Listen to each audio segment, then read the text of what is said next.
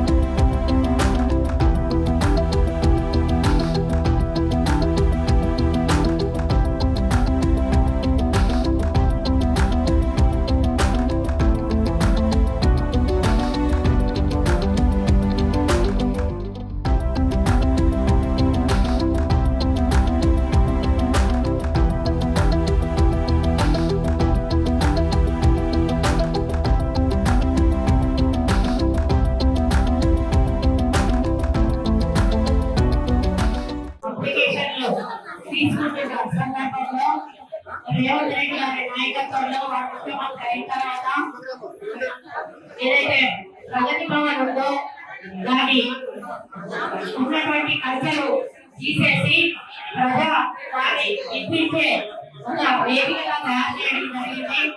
ప్రజావాణి పేరిట అక్కడ వేలాది మంది వచ్చి అప్లికేషన్స్ ఇచ్చి మారుమూల ప్రాంతాల నుంచి రావడం చూసి వారికి వాళ్ళని ఇబ్బంది పెట్టడం ఎందుకు, అలాగే ప్రజల వద్దకు పోతే బాగుంటుందనేటువంటి ఆలోచనతోటి ఈ ప్రజాపాలన కార్యక్రమానికి శ్రీకారం చుట్టడం జరిగింది.